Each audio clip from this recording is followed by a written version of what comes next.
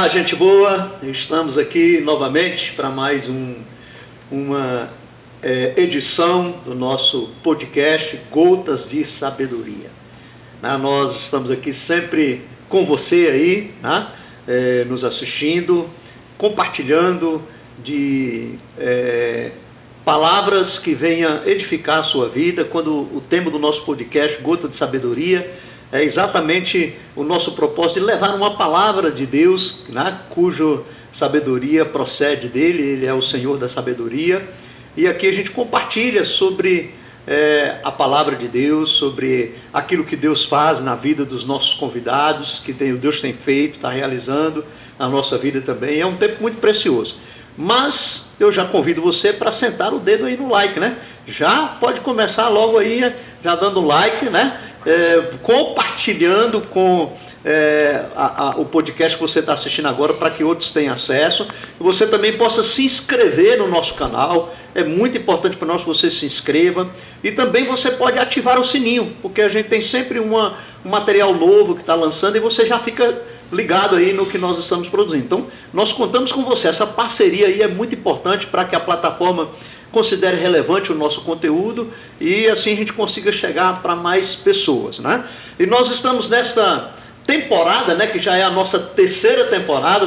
Esse é o terceiro episódio, da nossa terceira temporada. E nessa temporada nós estamos trabalhando as parábolas de Jesus, As parábolas de Jesus, os mistérios revelados, o reino de Deus em parábolas, quando Jesus ensinou por meio das parábolas, O nosso propósito, então, é procurar entender o que cada parábola que Jesus contou, seu ensino, seu propósito, o que Jesus quer transmitir, a mensagem, as parábolas são um método fascinante de ensino que Jesus utilizou. E nós estamos com este propósito. Que bom que você, se você ainda não assistiu, os episódios anteriores, você pode ter acesso aí no nosso canal, assistir. Também as temporadas anteriores, se você é a primeira vez que você está ouvindo o nosso canal, você pode ir lá e ver os episódios das duas temporadas anteriores, Estão aí no nosso canal. E hoje nós temos aqui conosco o Edilson Júnior, O Edilson Júnior, é uma alegria muito grande, Edilson, estar você aqui conosco nesta oportunidade para a gente conversar um pouco. Amém, pastor, o prazer é todo meu, estou muito alegre pelo convite, mais uma vez aí, quero agradecê-lo, para mim é um grande privilégio e ao mesmo tempo quero parabenizá-lo, por esse projeto maravilhoso. Agradecer a vida do irmão Eduardo ali que está por trás das câmeras. Então, o nosso cameraman ali, o nosso editor, é tudo. Não posso deixar de mencionar o nome dele, que é uma peça fundamental. Isso. Então, e parabéns ao senhor que está na frente desse projeto há 3 temporadas, Então Deus está usando a vida do senhor, Deus tem dado graça e eu não posso deixar de dar honras a quem é de direito, Então parabéns pelo projeto, pastor. Ok, é muito bom, O privilégio é nosso de ter você nesse episódio aqui, E seja bem-vindo. É um tempo muito gostoso, E hoje nós temos uma grande missão, Sim, com certeza. Temos uma grande missão. Hoje nós temos a missão de estudar a parábola do construtor, a parábola que Jesus fala dos 2 fundamentos. Boa. Boa, Boa. Profunda. Então vamos ler a parábola para que quem está nos assistindo, possa tomar conhecimento da parábola que está ali no Evangelho de Mateus, Evangelho de Mateus, capítulo 7, versículo de número 24 em diante. Então leia para nós aí, para a gente conversar um pouco sobre essa parábola. Amém, vamos lá então, vou fazer a leitura. Eu leio na NVT, que diz o seguinte: Palavras de Jesus: quem ouve minhas palavras e a pratica é tão sábio como a pessoa que constrói sua casa sobre uma rocha firme. Quando vierem as chuvas e as inundações e os ventos castigarem a casa, ela não cairá, pois foi construída sobre a rocha. Mas quem ouve meu ensino e não o pratica é tão tolo como a pessoa que constrói sua casa sobre a areia. Verso 27. Quando vierem as chuvas e as inundações e os ventos castigarem a casa, ela cairá com grande estrondo. Verso 28 aí, quase concluindo, Quando Jesus acabou de dizer essas coisas, a multidão ficou maravilhada com o seu ensino, pois ele ensinava com verdadeira autoridade, diferente dos mestres da lei. né? Nós temos aqui uma outra epígrafe do texto, mas só para concluir mesmo o texto, a passagem, eu acho que é importante a gente ressaltar isso, né? Isso.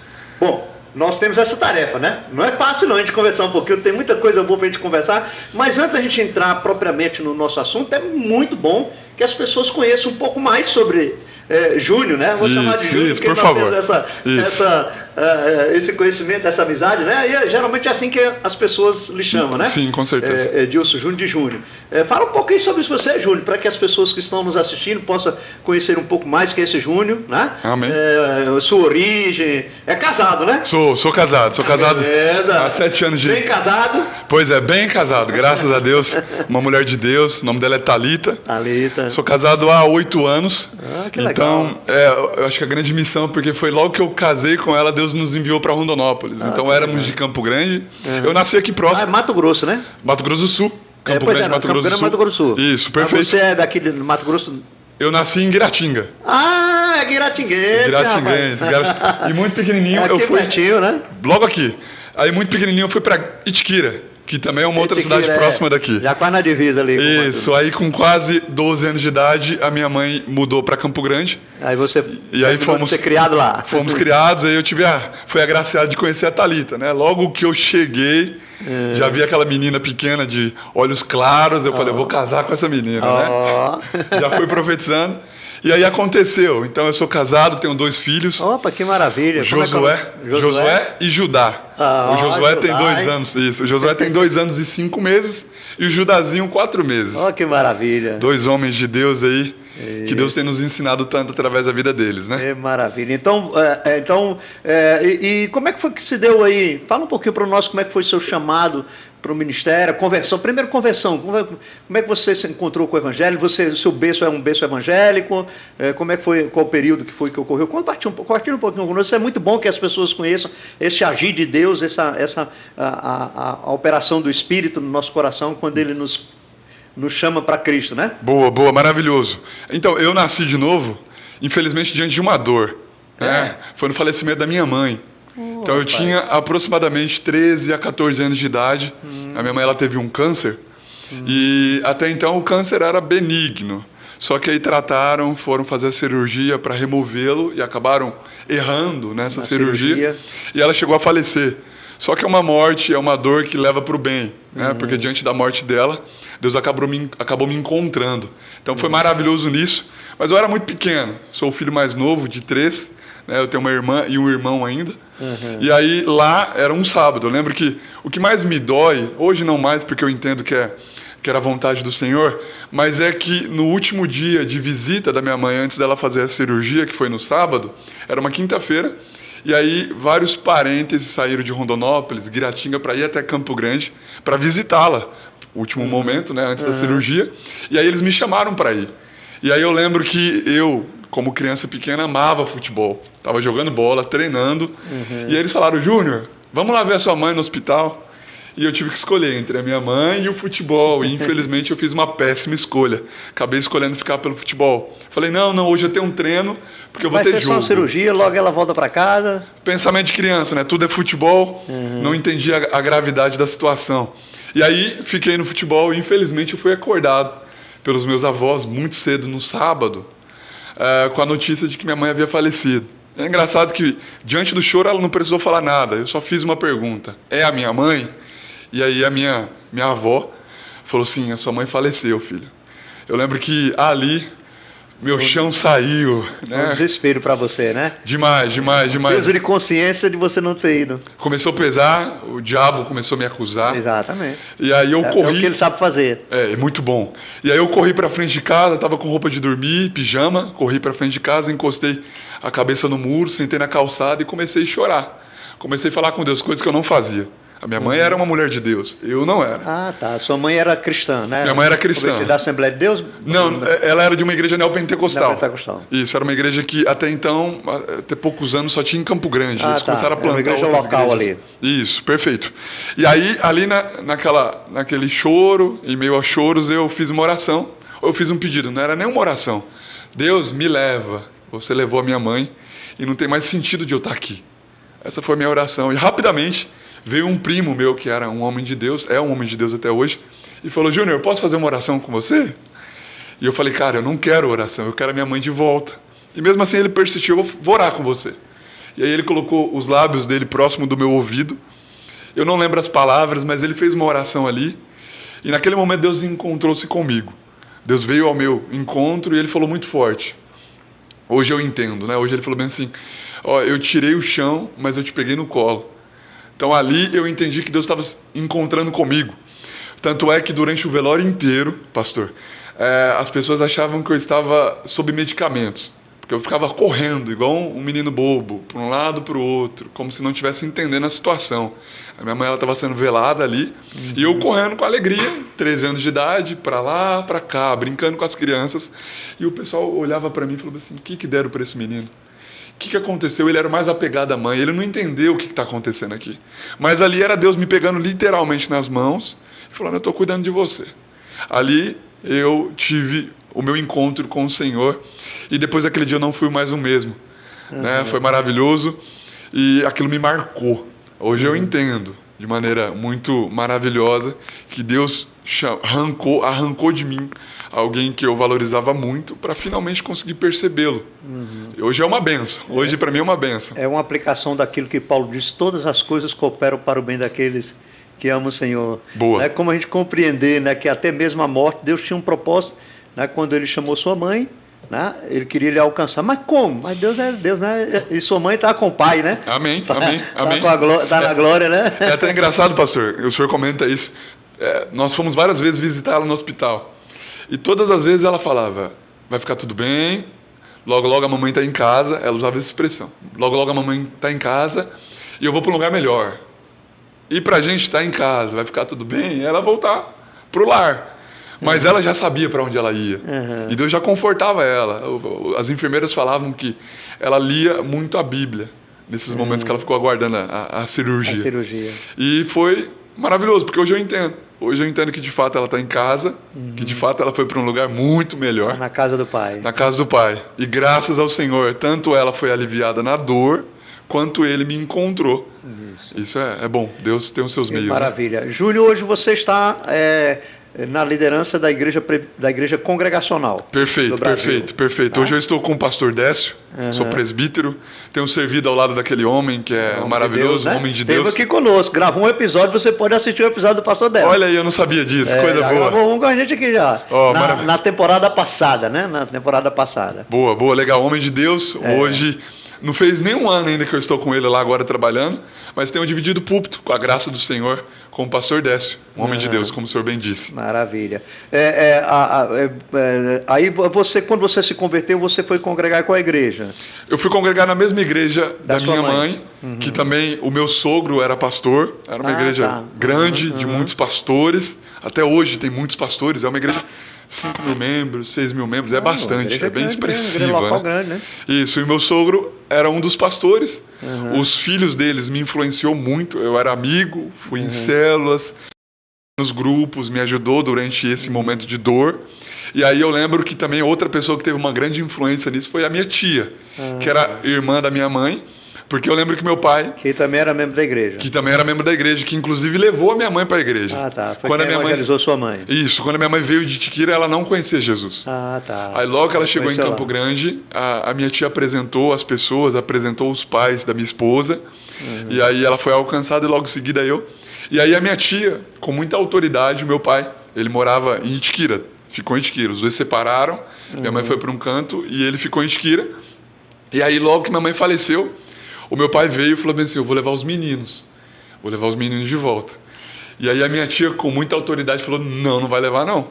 Eles estão numa igreja, eles estão numa escola, vai ficar tudo bem. Eles vão ficar aqui. E ela não tinha direito nenhum para falar isso. Mas meu pai acatou a ideia, vendeu tudo que ele tinha em Itiquira e foi para Campo Grande para cuidar de nós. E um homem, hoje ele não é convertido, mas eu considero um homem muito maravilhoso, porque ele ficou comigo até que eu me casasse. Então ele abriu mão de tudo no Mato Grosso para cuidar de mim. A minha irmã casou, o meu irmão casou e ficou eu com o meu pai até que eu casasse. E logo, bem na minha lua de mel, ele falou, tô voltando. Não demorou nem um pouco, já voltou. Para Itiquira. Voltou para Itiquira e hoje ele está em Guiratinga. Ah, tá em Guiratinga. Voltou para a terra natal. Isso. Ele é guiratinguense também. Isso, guiratinguense também. Ah, legal. Então, eu comecei a congregar nessa igreja contemporânea, né? Isso. Eu te conheci na Metodista. Como é que foi sua chegada na Metodista? Foi quando você veio para cá, você foi para a Metodista? Isso, perfeito, pastor. Nós, como eu disse, logo que eu havia me casado, eu trabalho até hoje com marketing publicitário de formação. Olha aí. E aí, publicitário, né? Apoiar o Eduardo. Tá na área.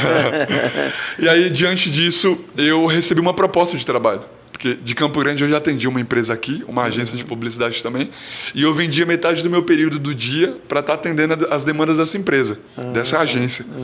E Deus foi agraciado, Deus foi maravilhoso, e essa empresa falou bem assim, olha, eu tenho uma proposta para você. Quanto que fica para você vir trabalhar em loco e integral com a gente? Olha aí. Falei, olha que legal.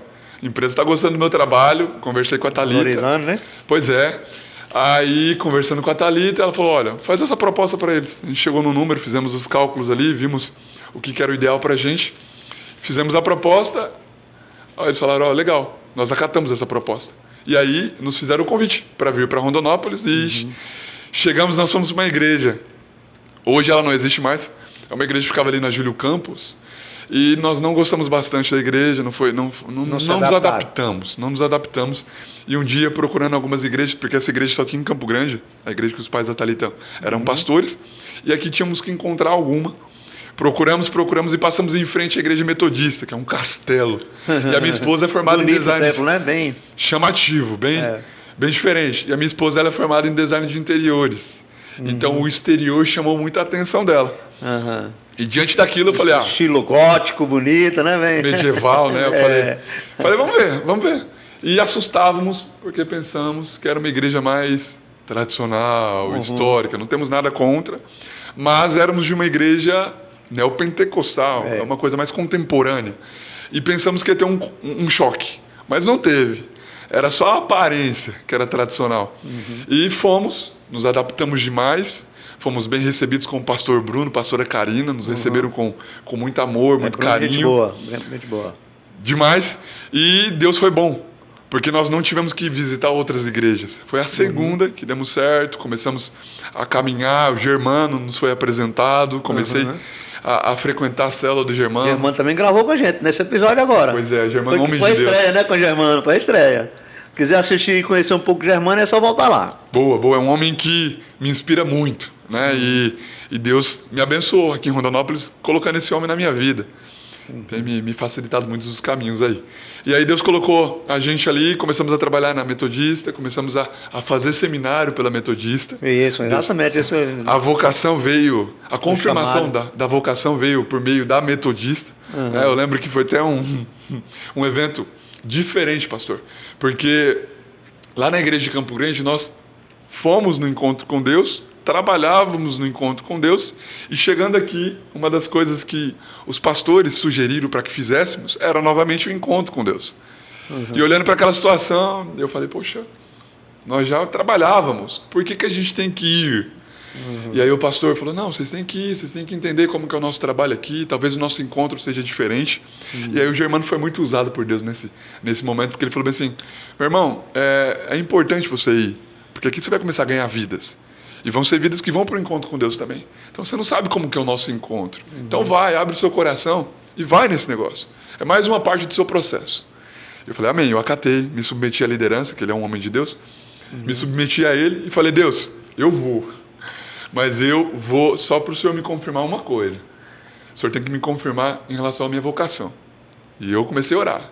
Coloquei Deus na parede, pastor. Orei uma vez, orei 2 vezes, fui orando. Antes do encontro acontecer, fui orando. Fui esquematizando tudo. E falei, mais, Deus. Quando o Senhor for falar comigo no encontro, o Senhor não pode usar a vida do Germano e não pode usar a vida do pastor Bruno. Porque se o Senhor usar uma dessas 2 vidas, vai ter influência.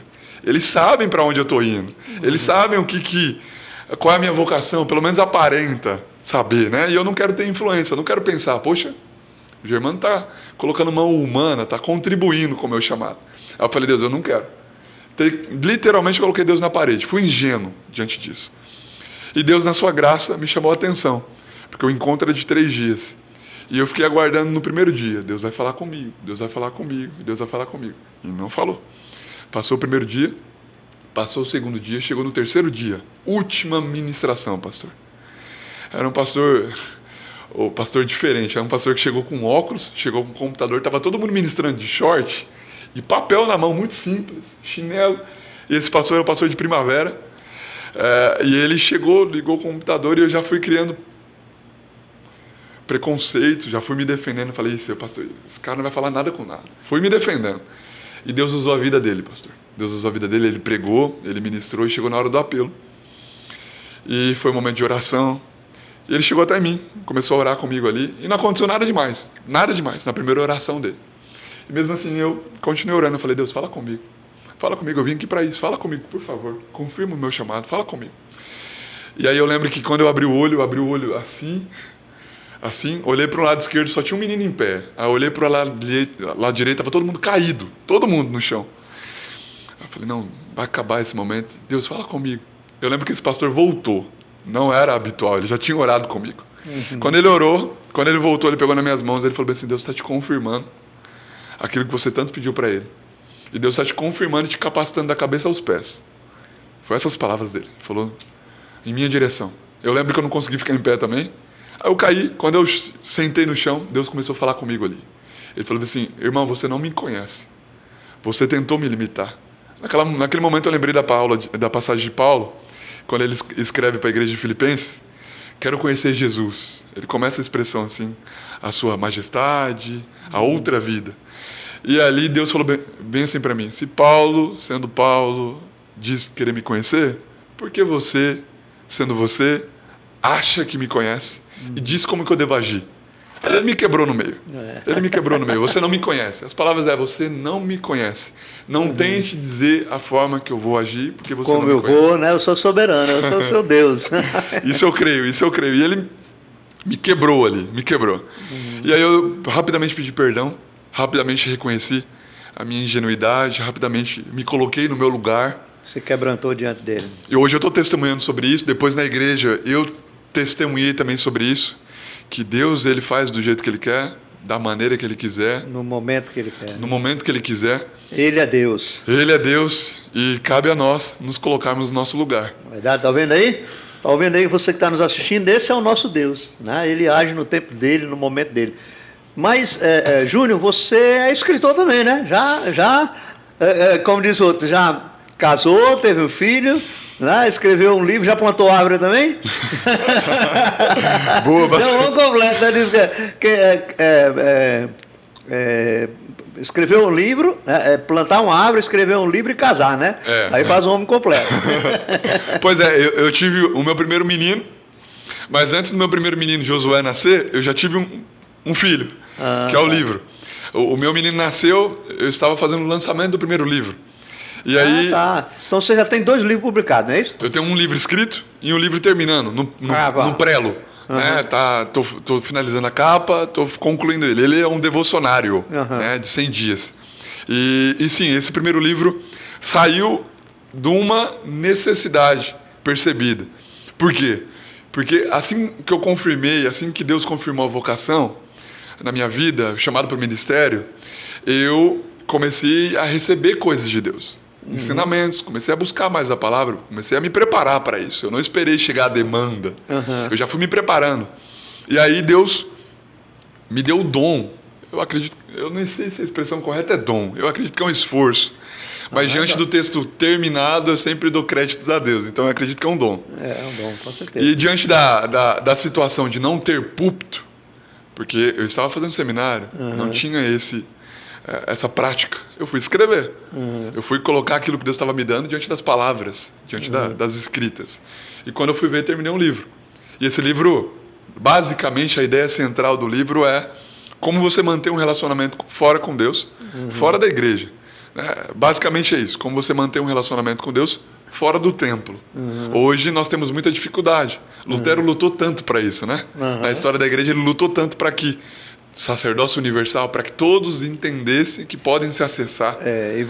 E devemos ser cristão fora do templo, né? Perfeito. Porque tem muitos que já são cristãos dentro do templo, né? Infelizmente. Fora do templo é como você ser um cristão fora do templo. Como é que é o título do livro mesmo? O Deus Além do Banco. Olha, interessante. O Deus Além do Banco você pode adquirir. Você tem ainda exemplares? Tenho. Você pode adquirir. Depois a gente vai colocar aí no... direitinho o link, tem um link na Amazon. E você pode mandar pra gente, né, que a gente coloca o link do livro, Boa. né? E também vai colocar uma capa do livro aí para que tenha acesso, né? Ele vai mandar pra gente, a gente coloca lá porque você pode adquirir, tá no Amazon, né? Isso, tá perfeito. Tá disponível lá, você pode adquirir. O título mesmo? O Deus Além do Banco. O Deus Além do Banco, né? Como você manter relacionamento. Isso aí, perfeito. Como você manter um relacionamento com Deus fora da igreja. Exatamente, que maravilha. Muito bom, né? É muito bom, maravilhoso, né? Ver o seu testemunho, sua história, o seu chamado. Aí, como o Júnior disse, né? Hoje ele está na igreja congregacional, está num processo de ser recebido também no pastorado, né? Isso, perfeito, de transição. No período de transição, vai assumir a congregação, o trabalho, né? O campo missionário. O campo missionário da congregacional. Uma igreja muito boa, viu? Igreja congregacional, uma igreja muito boa. A igreja que chegou ao Brasil junto com a nossa, né? São igrejas ali bem próximas à presbiteriana do Brasil, e os congregacionais foram bem próximos ali um do outro. São as primeiras igrejas evangélicas no Brasil, né? As denominações mais antigas do Brasil, mais antigas do Brasil.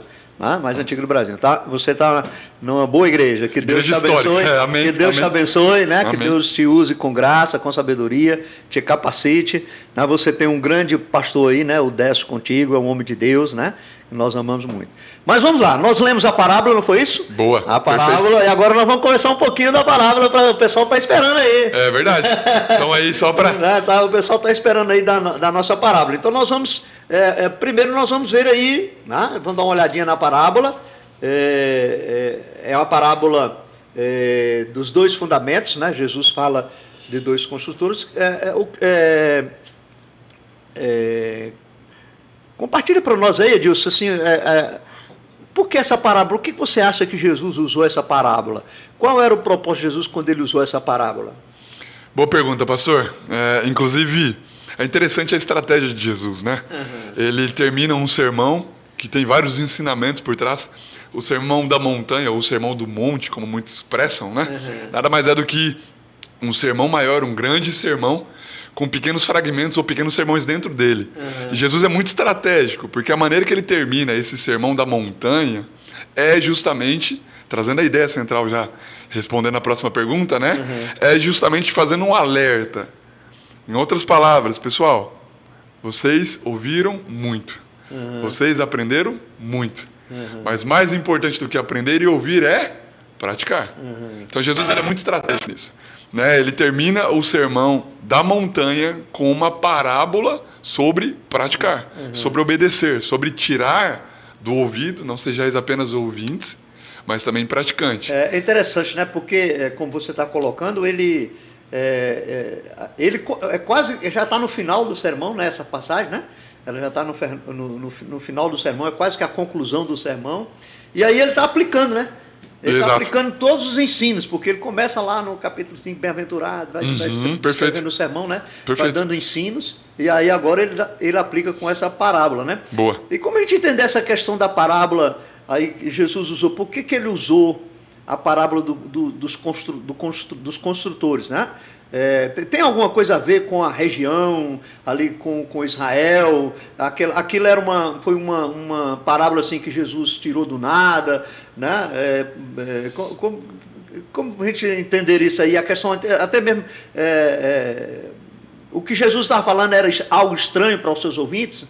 Não, boa, excelente pergunta, pastor. Na verdade não, Jesus ele em tudo tinha uma intencionalidade. Ele era muito estratégico e ao mesmo tempo muito inteligente. Ele era e aí vai a dica para os pregadores, né, que se situava onde ele estava, ele usava muitas expressões populares para a região, e essa região da Palestina, como o senhor bem perguntou, era uma região que aparentemente, para quem construía, olhando para o solo, ele tinha uma conclusão. Mas cavando, ele poderia errar nessa conclusão. Então Jesus, ele usa essa expressão da construção, porque lá naquela época, pelo menos naquele terreno, o solo era muito arenoso, muita areia, tinha muita areia. E dependendo do momento que você fosse visitar esse solo, ou esse terreno, vamos dizer assim, esse solo poderia enganar você. Essa areia ia estar sólida, e você fala, não, está pronto para construir. Só que se você fosse em outro período, ia parecer caminhando no meio das praias. Então, Jesus ele ensina isso, que não é a aparência que importa. Você tem que cavar, você tem que ir mais a fundo. Ver o alicerce, né? Ver o alicerce, ver o fundamento por trás daquilo. Então, assim, essa questão é muito legal, né? Porque Jesus, ele na sabedoria dele, no ensino de Jesus, inclusive com essas questões das parábolas que nós estamos aqui a cada episódio trazendo uma parábola, né? Jesus ele pega as coisas coloquiais, né? As coisas do dia a dia, é o lírio, né? A figueira, né? É o construtor, né? Que ele pega ali as pessoas que estavam construindo suas casas, ele usa o contexto. Então, quando ele utiliza as parábolas, ele fala de algo que ele utiliza coisas do dia a dia, coisas da vivência do pessoal. Perfeito, perfeito, perfeito. Inclusive, é uma coisa que o senhor poderia até me ajudar, no sentido de, se é que podemos dizer que parábolas são histórias com H ou histórias com E. Porque no final, parábola nada mais é do que uma história colocada ao lado de um ensinamento sobrenatural, celestial. Então, enquanto que história com H é ficção, é um fato acontecido. E história com E... Assim, não é uma fábula, não é uma fábula. A história é um recurso, a parábola é um recurso de linguagem, né? É uma figura de linguagem. É quando você pega uma história, né? Ela sendo real ou não, você aplica ela num contexto real. Você aplica para trazer um ensino real. Né? Geralmente, quando a gente pega as parábolas de Jesus, são coisas que realmente aconteciam. Tá? A questão do construtor é real, né? Você tem um construtor que constrói na areia, a casa vai ter, pode cair, né? Vai cair. Constrói sobre a rocha, então Jesus usa figuras, né? Figuras que são, às vezes pode não ser reais no sentido de que aquilo aconteceu, mas é um fato cotidiano, né? Para explicar, né? A figura disso aí, né? Bem lembrado, boa. Né? Então, assim, vamos pensar um pouquinho agora quando a gente olha as parábolas, ele fala sobre dois tipos de construtores. Exatamente, dois tipos de construtores. Aí ele coloca um construtor como um construtor, né, sensato. Sim, eles fazem exatamente a mesma coisa. Vêm também as mesmas coisas. Só que no final, eles tomam um caminho diferente. É interessante isso, né? Quando eu olho para essa parábola, Edilson, não sei se você consegue visualizar isso. Ele está falando de pessoas que têm o mesmo estilo. Vamos pôr assim, a mesma aparência, né? Sim. Você olha assim, acho que Jesus está mostrando assim, ó, é possível você ser religioso. Ele está falando, não sei se você está conseguindo compreender, se aqueles que estão nos entendendo assim estão compreendendo. Vocês podem ter religioso, ter uma aparência de religioso, né? Porque você percebe que quando ele coloca a construção, né, dos construtores, as casas, pelo que a gente percebe, elas são iguais. Né? Elas são iguais, assim, na sua... A ideia que... Não sei se você consegue perceber isso. Você consegue perceber?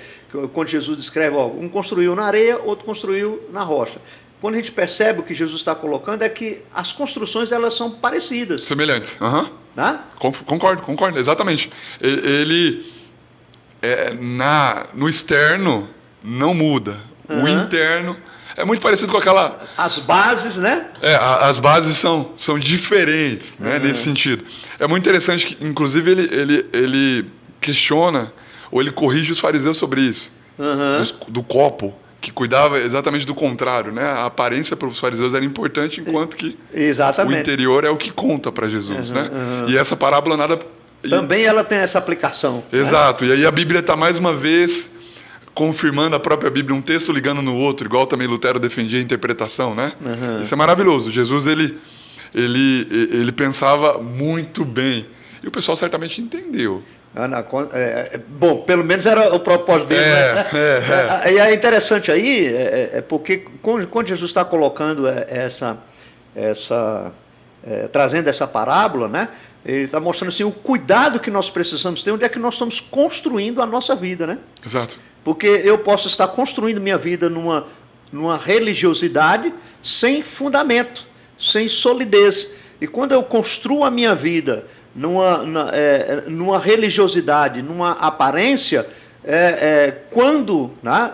Aí ele vai mostrar que daqui a pouco a gente vai falar um pouquinho sobre essas questões das tempestades, né? Sim. Quando a gente vai ter que ser provada onde está a nossa casa, a gente pode não corresponder conforme esperava. Corresponder conforme esperado. Exato. E aí ele usa esses dois tipos de construtor. Ele fala, um é sábio, né? E então o sábio é aquele que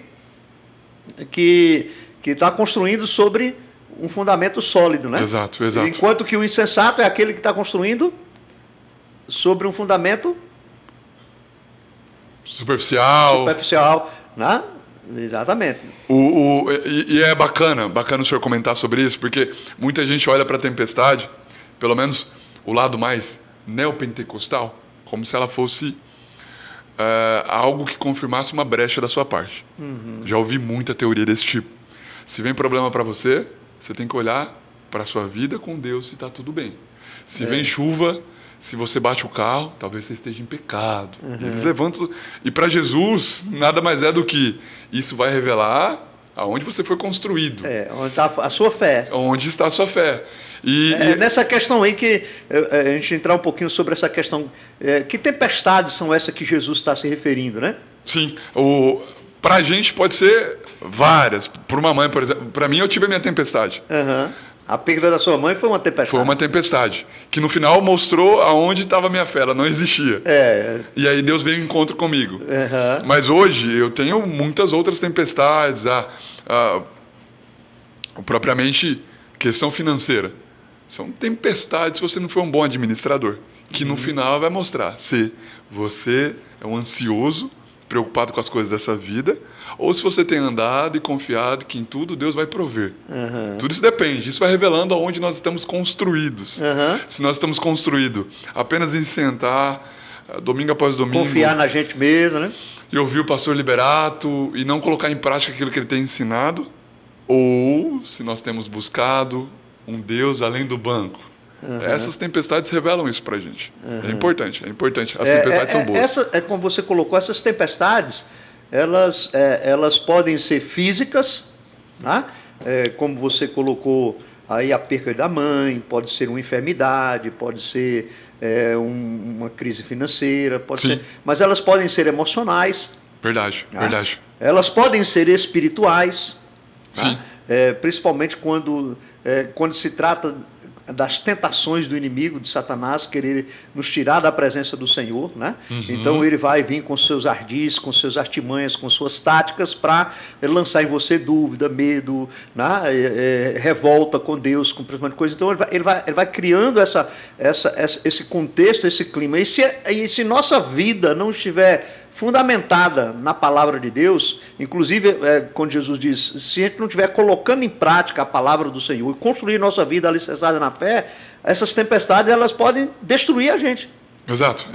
A nossa casa vai cair, é isso que Jesus está colocando, né? É uma boa epígrafe para colocar no texto, né? A nossa casa vai cair, ou não. Tudo depende da nossa posição.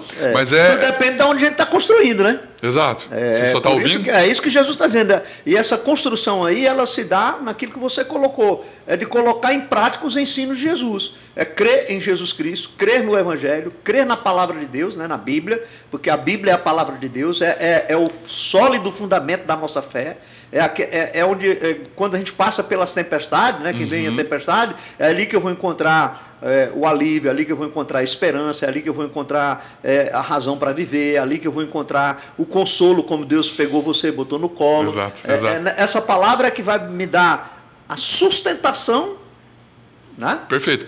E vale mais uma vez reforçar que isso aqui é o final de um sermão. Exatamente. E aí eu vou até fazer uma menção de um pastor norte-americano chamado Ray Stedman, que ele fala que os pregadores deveriam terminar o sermão mais como quem vai obedecer do que quem gostou. Então se os pregadores terminassem todo santo domingo, não é? Você gostou, meu amor, da palavra? Vocês gostaram? Gostaram? Ao invés de você vai obedecer, você vai seguir isso daí que foi falado. Jesus, ele basicamente termina assim. Esse alerta dele é chamado a obediência. Tanto ele ensinou, mas o que importa mesmo é tanto obedecer. Isso é maravilhoso, né? Eu vi um testemunho, se eu não estou enganado, talvez você saiba, se foi Juan Carlos Ortiz, eu não sei se foi ele, mas não tenho certeza, mas me parece que é ele que conta o testemunho de que ele estava numa igreja, e aí ele pregou o mesmo sermão durante, acho que 6 ou 7 domingos, uma sequência de domingo, o mesmo sermão.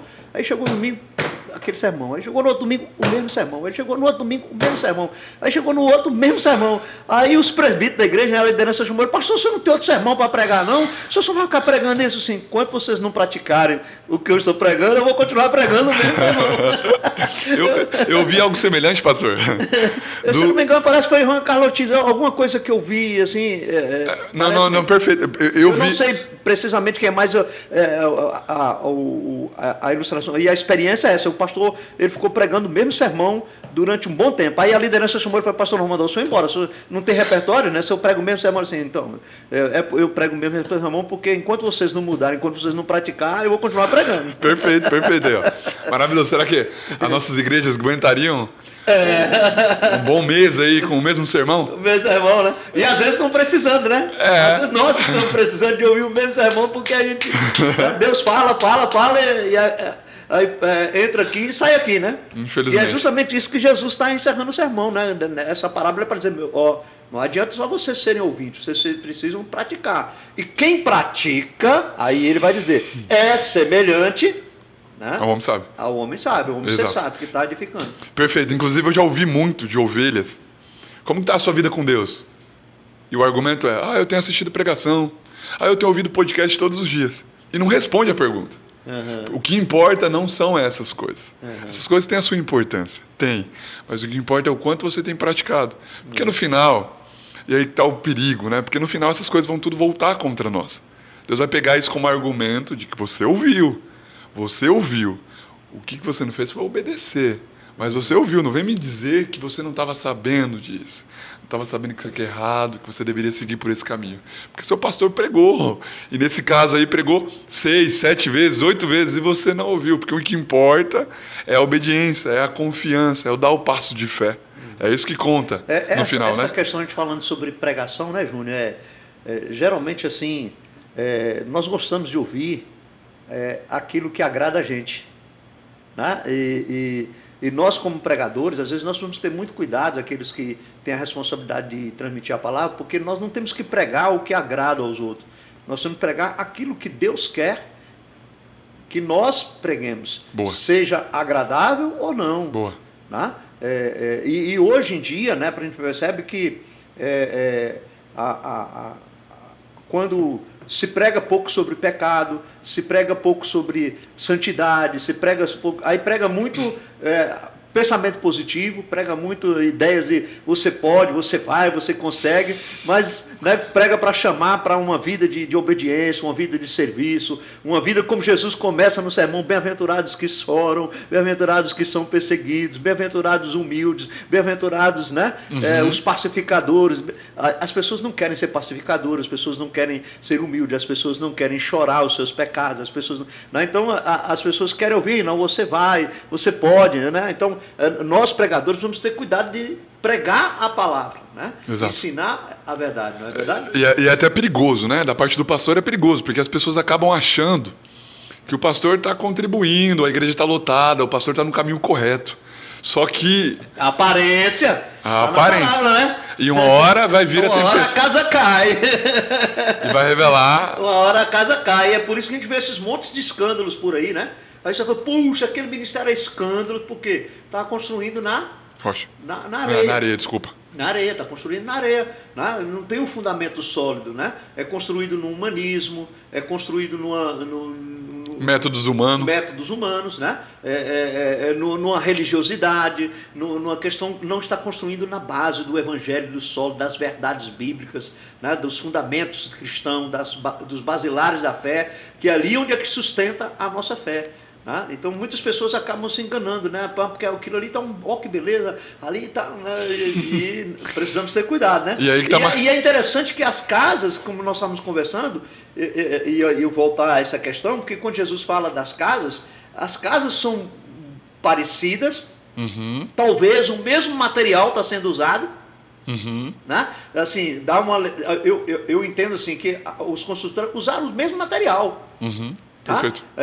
Talvez a mesma pintura, até a mesma fachada, né? Aquela casa bonita, aquela casa aparente assim, ambas as casas foram construídas. A diferença foi onde elas estavam. O solo, onde elas estavam fundamentadas, onde elas estavam alicerçadas, né? Então, ali que foi a diferença. Na hora que veio a tempestade, que seja ela que nós vimos aí, há vários tipos de tempestade, é que mostrou realmente se aquela casa subsistia ou não, se ela estava sólida e consistente. Aquela vida que estava sendo construída, ela estava no fundamento certo. E esse fundamento nós já sabemos qual é, né? Jesus Cristo, né? Inclusive, o Evangelho, a palavra, né? Que é o próprio Cristo, né? Isso, que a palavra grega para rocha é Petra, né? Que remete a Jesus.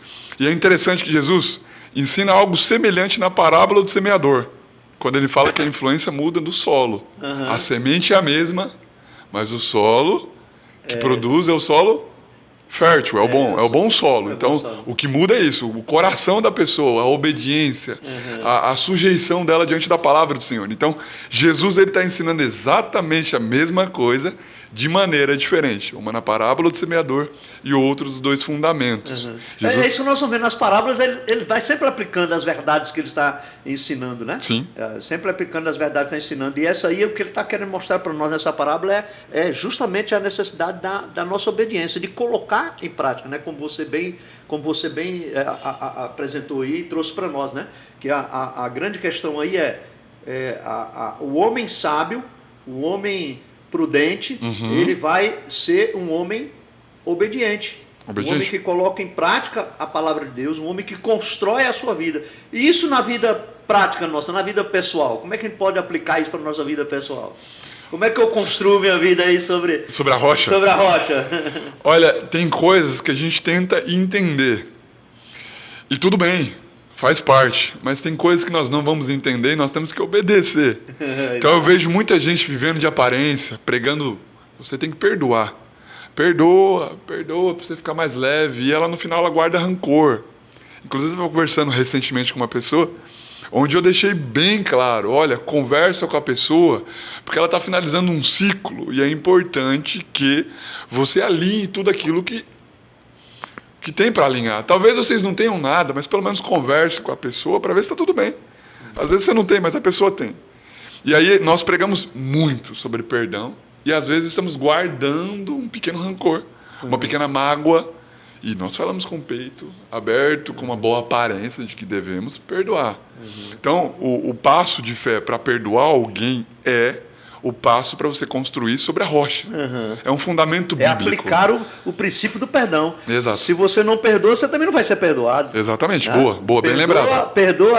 Pai, perdoa as minhas ofensas, né? Assim como nós perdoamos. Somos perdoados. Né? Exatamente, assim como nós somos perdoados, né? Por ti, né? Então, e ele nos perdoa quando nós perdoamos, é a oração do Senhor, né? Isso, a oração do Pai Nosso, é isso aí.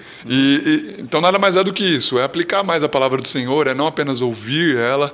Tem coisas que são ousadas demais, mas a gente pode dar um passo de fé diante disso. E daí, né, assim, essa questão que ser cristão, né, é um desafio. Né? Por isso que Jesus usa a figura de tomar a cruz e segui-lo. Ser cristão é renúncia. Né? Tanto é que antes de tomar a cruz é negar. É negar-se a si mesmo. Né? Exatamente. Tomar a cruz e nega-se a si mesmo e siga-me. Então tem muita gente que não quer pagar esse preço. Né?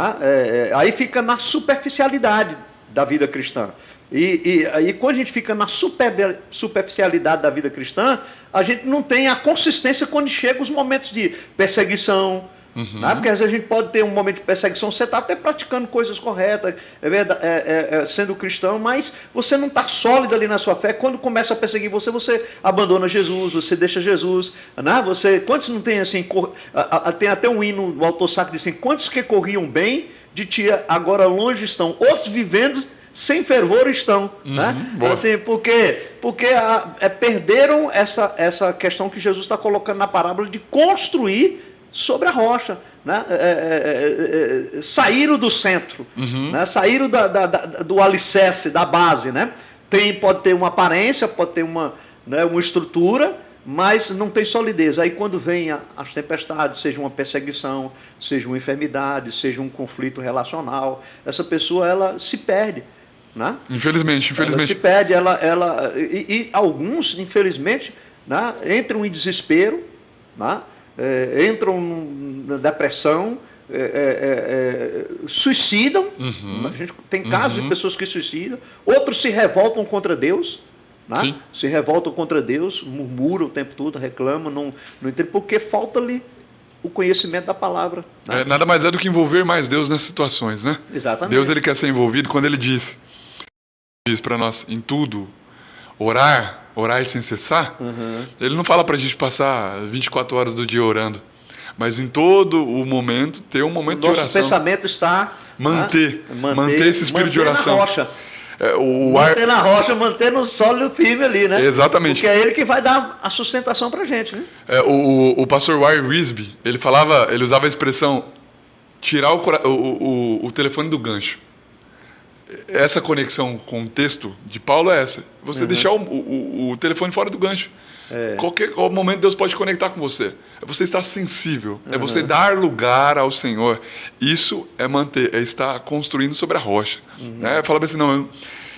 É o famoso livro lá do Em Seus Passos, o que faria Jesus? Exatamente. A gente tem esse momento de pensamento. Peraí, Jesus não faria isso. Por que eu estou querendo isso? É a mesma coisa, né, Júnior? Assim, como construir a nossa família, né, para ser uma casa que vai subsistir na hora das tempestades. Como construir? Porque tem muitas pessoas, vamos pensar aplicando essa parábola na vida familiar. Quantos lares estão destruídos, cheios de amargura, como você colocou, de rancor, de falta de perdão. Aí vem a separação, vem os divórcios, vem os sofrimentos dos filhos. Perfeito. Né? Porque falta construir esse lar na palavra, construir valores. Esse lar em Cristo, buscar as orientações de Deus, né? Então, e até mesmo você que é cristão, você que está aí, onde você está construindo? Né? Onde você está construindo as bases para a sua família, para a sua casa, para a sua vida, para o ministério, né? Isso aplica-se também para nós como pastor. Onde é que eu estou construindo meu ministério? É na minha sabedoria, é na minha capacidade, é nas ideologias, nos pensamentos humanos, ou é na palavra de Deus, ou é em Cristo, o fundamento, né? Eu gosto muito de Gálatas 2:20, né? Quando Paulo vai dizer assim, logo já não sou eu quem vivo, mas é Cristo que vive em mim. Amém. Né? E esse viver que agora eu tenho na carne, vivo pela fé no Filho de Deus, que me amou e assim mesmo se entregou por mim. É construir uma vida, é deixar que Jesus dirija a nossa vida. Né? Construir a casa sobre a rocha, é deixar que Jesus dirija. Né? Quem é que está dirigindo sua vida? Como você bem citou o livro, né? Se você não leu, leia, né? Em seus passos, o que faria Jesus? Isso aí. Né? Você construir uma vida só. Como é que Jesus tratava minha esposa? Será que Jesus tratava minha esposa desse jeito? Né? Será que Jesus tratava meu filho dessa forma? Né? Será que ele seria um patrão como eu sou? Pois é. Fazer essa pergunta vai evitar muitas surpresas na hora da tempestade. Exatamente. Na hora que vier o problema. E outra coisa interessante, né? A gente pode considerar aqui que quando você está construindo sobre a rocha, você pode evitar muitas tempestades. Porque muitas tempestades vêm por causa da nossa falta de sabedoria e de discernimento. A gente compra muitos problemas. Quantas pessoas compram problemas para a sua vida, de enfermidade, de relacionamento, porque falta ali sabedoria. E aí é interessante que Jesus usa a palavra sábio. O homem sábio. Exatamente. Porque o homem sábio, ele não espera acontecer com ele. Ele vê acontecendo no outro e ele filtra para si, deixa eu ver. Ele começa a fazer a pergunta, eu não posso aprender com isso? Já o homem tolo, ele aprende com o próprio erro. E Jesus ele usa essa expressão do homem sábio porque o homem sábio é assim. Ele está o tempo todo se perguntando Como que está a minha vida? Deixa eu fazer uma análise. Acabou o culto de domingo. Eu não posso ir embora da mesma forma. Eu tenho que ver onde eu posso aplicar esse texto, onde eu posso aplicar essas ilustrações que o pastor ministrou. É essa a pergunta. Se você começar a notar, se você sair com essa agução de eu quero obedecer, eu quero fazer alguma coisa diferente, vai vir a tempestade e você não vai ter surpresas. Exatamente. E como a gente está aqui conversando, pensando, e às vezes você pode evitar muitas tempestades, né? Sim, verdade. Verdade. E aquelas que vêm sobre a perseguição, vêm sobre os problemas naturais da vida que todos nós enfrentamos. Jesus nos advertiu que no mundo nós teríamos aflições. Nós vamos, né, dizer como salmista: eleva os meus olhos para os montes, de onde virá o meu socorro? O meu socorro vem do Senhor, porque Ele não permitirá que os nossos pés vacilem. Tá? A gente não vai cair, porque Ele é quem guarda a gente. Então, na hora que vem a tempestade, você fica sereno, assim, você vai poder descansar no Senhor, né? Porque você sabe, e essa questão da sabedoria que você está colocando aí, o sábio, né, em Eclesiastes, ele vai dizer que o princípio da sabedoria é o temor do Senhor. Né? Essa obediência, esse reconhecimento de que eu não posso construir minha vida fora de Deus, né? Fora da palavra de Deus, fora dos princípios que Jesus havia dito no sermão. Porque, como você bem colocou aí, ele está concluindo o sermão e conclui com essa parábola. Se você colocar em prática tudo o que eu falei, né, das bem-aventuranças aqui, lá ele fala sobre oração, ele fala sobre as preocupações da vida, ele começa a falar das bem-aventuranças ali, os princípios da bem-aventurança, ele vai trazendo uma série de ensinos ali, e ele diz, se você colocar em prática isso daí, né, você é semelhante a um homem que construiu sobre a rocha. Se não colocar, uma hora cai. Na hora que o problema vier, a casa vai cair. Né? E aí a gente percebe que há uma escolha, né? Sim. Há uma escolha. Você escolhe onde você vai construir a sua casa. Onde é que você está construindo? Né? Isso aí é uma responsabilidade humana, né? Que cabe a cada um de nós identificar e escolher a opção. Os dois ouviram a palavra, mas apenas um tomou a decisão de obedecer. E cabe a nós. Nós temos que obedecer. Então você que está aí, onde você está construindo a sua vida, né? Aí você pode aplicar na sua família, no seu trabalho, nos seus relacionamentos. Quem está dirigindo a sua vida? Qual é a base, né? O fundamento, né? Hoje eu não tenho experiência, né? Não sou um arquiteto e nem sou um engenheiro, né? Mas quem trabalha na construção civil sabe que é fundamental. Hoje, quando você vai construir um prédio desse aí, eu fico olhando, né? Eles cavam lá, né? Rapaz, tira um monte de terra, vai botar lá embaixo o fundamento para sustentar aquele edifício todo. Né? É disso que Jesus está dizendo. O fundamento é a palavra de Deus. Jesus diz: passarão os céus e a terra, mas as minhas palavras não passará. Filosofias passam, ideologias passam, tudo passa, mas a palavra de Deus permanece para sempre, porque ela é a verdade. Amém. Tá? Ela é a verdade, né? É o melhor lugar para construirmos a nossa vida. Não tem outro lugar. Nós temos que construir na Bíblia, né? Na Bíblia, na palavra de Deus. Fundamento sólido, consistente. Se você não constrói sua vida aí, né? E ali eu costumo dizer assim que a Bíblia é um manual, né? É um manual perfeito. Boa. Concorda comigo ou não? Amém, é um manual perfeito, é um manual do Criador. Deus criou o homem e deu o manual. Né? Eu costumo dizer, sabe, Júnior, que é como você compra um equipamento eletrônico, um eletrodoméstico, e você leva para casa. Eu tenho um problema sério, Cristina pega no meu pé, que eu vou abrindo e já vou logo ligando, vou fazendo as coisas e querendo fazer funcionar, e às vezes não dá certo. Ela fala assim: mas você não leu o manual, camarada, aí você está fazendo as coisas, você pode queimar, você pode estragar o equipamento. Leia o manual para você aprender, né, como usar isso, como usar. A Bíblia é o manual, né, é o manual do Criador, né? Se você quer extrair o melhor, né, para a sua vida, leia o manual, leia a Bíblia, né? A Bíblia é a palavra, né? É disso que Jesus está colocando, que você bem disse aí, né? Voltemos às Escrituras. Voltemos às Sagradas Escrituras, Voltemos, né? E foi justamente, você citou aí a questão de Lutero, né?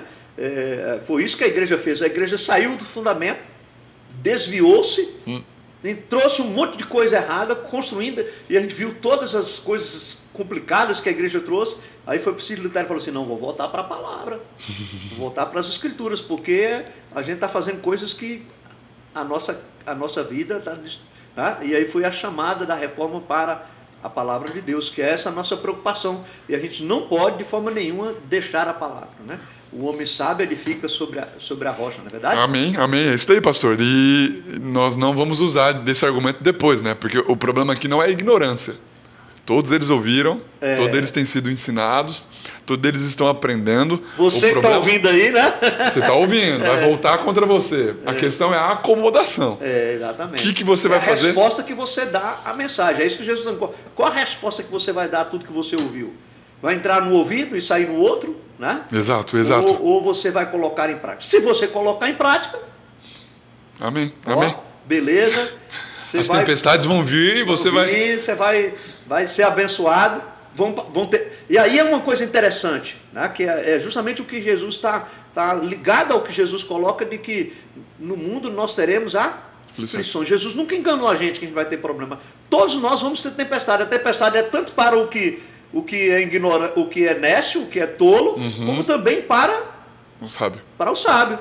O que Jesus está dizendo assim, ó, o sábio, aquele que também passa por luta, passa por dificuldade, passa por provação, passa por tentação, tem as mesmas tempestades, vem para um, vem para o outro. Exato, exato. O que vai fazer com que nossa vida não sucumba, né, não destrua e a gente não perca o norte, é onde nós estamos construindo. E aí fica um exemplo claro, né, um homem de Deus desse daí. Se você quiser reagir mais como pastorzão aqui diante das situações, é só seguir os caminhos dele, né? É só fundamentar mais na palavra.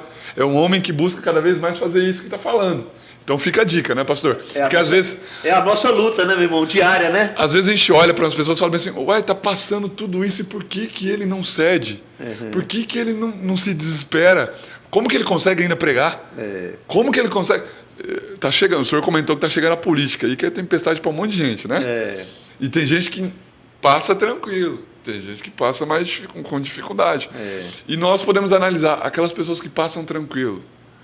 Qual é o caminho que elas estão percorrendo? Onde é que a gente constrói, né? Para a gente não perder, né? Não se perder ao longo da caminhada, né? Exato. Para você não se perder ao longo da caminhada. Esse é o grande desafio, sabe, Júnior? Assim, e deve ser o desafio de todo cristão. Essa reflexão que você colocou muito bem, né, e na questão de cada sermão que a gente ouve, cada mensagem que a gente lê, cada oportunidade de ler a palavra, o que Deus está falando para mim? O que eu preciso responder a esta palavra? Né? No meu diário espiritual, sempre que eu leio a Bíblia, eu faço essa pergunta. E agora, eu li. O que eu preciso fazer em relação a isso? Qual é o que eu preciso responder à palavra? Porque a palavra é Deus falando para a gente. E qual é a minha resposta à palavra? Amém, amém. Exatamente. Tem até um homem de Deus aí que fala, é uma resposta para aquelas pessoas que falam, Deus não fala comigo. E o que eu falo como que eu respondo quando Deus não me fala nada? Eu leio a palavra, eu faço isso que o pastor está falando aí, mas eu não consigo ouvir. E aí um homem de Deus falou bem assim, se você tem dificuldades para ouvir a palavra do Senhor enquanto você lê, basta você ler em voz alta. É o Senhor falando no seu coração. Aí é a questão de crer que é a palavra de Deus. Que é a palavra de Deus. Tem gente que lê a Bíblia como um livro qualquer. Exato. Né? Quando eu pego a Bíblia e quando eu estou lendo a Bíblia, para mim é Deus falando. É a palavra de Deus. Essa é a nossa fé. Sim, com certeza. A Bíblia, somente a Bíblia, e nada senão a Bíblia é a palavra de Deus. Amém. Então, quando eu pego a Bíblia e estou lendo, é Deus falando para mim. É o manual. Sim. Aí lá ele ensina como você ser um bom marido, como você ser uma boa esposa, como você ser um bom filho, como você ser um bom empregado, como você ser um bom patrão, como você ser um bom cristão, como você ser um bom pastor, como você... Ali ensina tudo. Sim, sim. A Bíblia é um livro completo. Por isso que ele é um best-seller da humanidade. É verdade. Né? É um livro maravilhoso. É um livro sempre real. Né? Que não desatualiza. Nós não precisamos de atualizar a Bíblia, porque ela já é atualizada. Ela é a palavra de Deus. Amém. Né? Ela é a palavra. Não precisamos de atualizar a Bíblia, não precisamos de contextualizar a Bíblia. Ela é contextualizada. Ela é a palavra de Deus. Agora, quando a gente lê ela com esse propósito. Agora, quando eu vou ler, tendo em mente uma filosofia, tendo em mente uma ideologia, tendo em mente um pensamento humano, ou o que eu quero, o que eu gostaria, aí é o que eu quero e não o que a palavra está dizendo, não o que Deus está dizendo na sua palavra. Né? Boa. E aí a grande coisa maravilhosa nessa questão da construção é que nessa construção nós não estamos sozinhos. Não é verdade? Amém, amém, estamos bem acompanhados. Estamos bem acompanhados. O que Jesus prometeu para nós? O seu Espírito. Ah, sim, sim. Não é verdade? Ele prometeu para a gente o seu Espírito. Ele falou, vocês não estarão sozinhos. Eu vos enviarei um Consolador. Eu vos enviarei um Paráclito. Ajudador. Né? Um ajudador. E ele vos fará lembrar de tudo aquilo o que eu tenho ensinado. Alguém está conosco. Alguém está conosco. O Espírito Santo está conosco. E aí é maravilhoso, porque às vezes a pessoa que está assistindo esse vídeo já sente uma palavra, alguma coisa que o senhor falou talvez no comecinho, está martelando na cabeça dela. Martelando. É o Espírito Santo. É o Espírito Santo. Aí ela vai falar, é coisa da minha cabeça. Não é, não. É o Senhor te chamando, te levando à prática. Pratica, é isso daqui, é isso daqui. Ou dizendo assim, ó, reflita sobre isso. E quando nós somos sensíveis à voz do Espírito, ele fala conosco. E é justamente ele quem nos convence. Jesus diz isso lá em João 14, né? Exato. É ele quem nos convence do pecado, do juízo e da justiça. Exato. É ele quem faz a obra em nós para fazer com que nós sejamos um construtor sábio. Exatamente. Tudo aquilo que você aprende, é ele que convence você do que deve ser feito. Exatamente. Então não pensa que é coisa da sua cabeça. E outra coisa, e ele quem nos ajuda, né? Isso, porque nós não sabemos nem como orar, Paulo diz, né? Vocês não sabem nem como orar, e ele é quem intercede por vocês com gemidos inexprimíveis, né? Maravilhoso. Então assim, ele cuida da gente. Então Deus é tão maravilhoso que ele nos deu esse companheiro. Ele pode estar com você, né? Ele está conosco todo o tempo, ele habita em nós. Né? Amém. Então, às vezes, olhando para esse texto, você fala, é muito difícil colocar isso em prática. É muito difícil, não é não? É difícil você for conforme a vontade humana, na força da carne. Sua força. É difícil. Mas tem alguém que está para te ajudar, que quer te ajudar e está disposto a isso. Nós precisamos abrir o coração e convidar. Espírito Santo de Deus, me ajude. Aquilo que é difícil para o homem. Me ajude a construir, né, sobre o fundamento. Abra minha mente, meu coração para me entender a palavra, para me colocar ela em prática. Amém. Verdade? Exatamente. É isso daí. Que coisa maravilhosa, né? Se a gente for aqui, a gente vai, ó, caminhando, porque tem muita coisa boa para falar nessa parábola, né, a palavra é rica. Se fôssemos aplicá-la de outra forma, também iria, pastor. É maravilhoso. Tem muitas, nós poderíamos aqui estar falando de muitos outros aspectos interessantes, mas nós esperamos que você que está nos assistindo aí, né, tenha tido alguns lampejos de sabedoria, que esta é a palavra de Deus. Veja como Jesus é precioso ensinando essa parábola do construtor, né? E que tipo de construtor você é. Sim. E talvez Há dois tipos, né? O sábio e o prudente e o nécio. O sábio e o insensato. Isso aí mesmo. E aí tem até o evangelista Mateus aqui, ele registra a reação das pessoas no término do sermão, né? Ficaram todos maravilhados. Admirados. Mas isso é uma coisa, porque tem muita gente que admira, que bonito. Tem as pessoas que eu ouvi assim, eu gosto quando fala de Jesus, né? Mas assim, eu admiro, fica maravilhoso, mas não tem resposta. Exato. O que Jesus está chamando aí, não adianta só você maravilhar, você achar bonito, você tem que praticar. Obedecer. Se submeter. Fundamentar a sua vida ali. Exato. Construir a sua vida ali. Não adianta só você achar que é bonito, é tão bonito, eu gosto de ouvir falar de Jesus, mas se você não pratica, você está sendo honesto. Exato. Né? Nós estamos sendo honestos, estamos construindo nossa casa sobre areia. Essa não é a vontade do Senhor para nós, né? Maravilha, que bom. Júnior, sempre nós pedimos aquele convidado, nosso convidado que está aqui, e você está conosco nessa oportunidade, de deixar uma palavra para os nossos ouvintes, né? Nós estamos chegando ao final do nosso podcast, traz uma palavra aí, uma mensagem para o coração daqueles que estão nos ouvindo, algo que Deus tem para ministrar o coração daqueles que estão nos ouvindo nesse momento. Amém. A minha palavra é mais uma dica. Já que nós falamos aqui sobre amar a palavra de Deus e voltar às Escrituras, a minha dica é: explore das várias e várias versões que nós temos das Escrituras. Não é por acaso que ano após ano novas edições estão sendo publicadas de Bíblia. Não é por acaso. Nós podemos usar de ferramentas, de colocar uma Bíblia ao lado da outra, de colocar Bíblias de estudos. Aí você passa de leitor e vai para o estudioso, né? Isso que é importante. Tem coisas que não estão na superfície. O pastor com a sabedoria, os fundamentos, né? pastor com a sabedoria dele, talvez ele consiga pegar coisas que um dia ele já ministrou, o Espírito Santo traz à luz. Mas nós que estamos começando, nós temos que dedicar um pouco mais à palavra. Nós temos que usar as ferramentas que nós temos. Colocar um texto do lado do outro. Se não ficou claro, não feche a Bíblia, não. Vai atrás de outras versões mais claras. Busque orientação. Isso, porque consulte um discipulador, alguém que possa acompanhar você e ajudar, né? Porque esse esforço, pouco a pouco, vai trazer prazer para você diante da palavra do Senhor.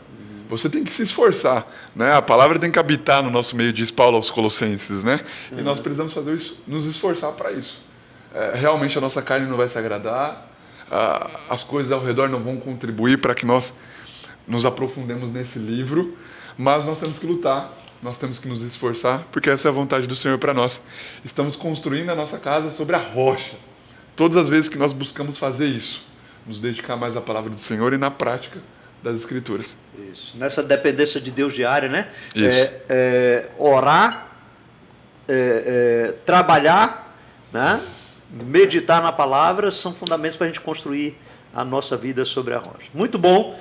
Você que assistiu aí, né? Tá chegando ao final, mas não sai se você ainda não apertou o dedão aí, clicou na curtir, curta aí agora. Né? Se você ainda não se inscreveu no nosso canal, se inscreva.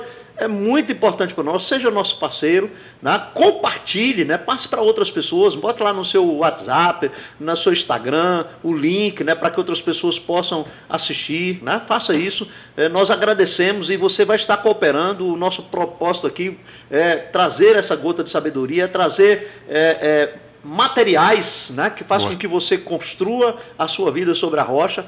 E um material importante é a palavra de Deus, é a oração, é o seu coração aberto, porque você vai ter um grande ajudador, que é o Espírito Santo, para lhe capacitar para você construir sobre a rocha, né? Ative o sininho também, seja o nosso parceiro. Júnior, sempre que nós trazemos um candidato aqui, a gente dá uma lembrancinha para o nosso convidado, né? Obrigado, pastor. E aqui está uma lembrancinha para você, né? Legal, obrigado. Olha, você pode abrir e mostrar o pessoal aí para nós, né? Olha aí, tá? A nossa canequinha para você tomar um chazinho e lembrar do nosso podcast aí. Legal, né? Obrigado pelo presente, pastor. Gostei demais. Muito obrigado pelo carinho. Isso. Muito bom, nós agradecemos. Deus abençoe sua vida, seu ministério. Se você quiser fazer uma visita à igreja onde o pastor Júnior está ministrando ali com o pastor Décio, é aqui próximo do nosso bairro.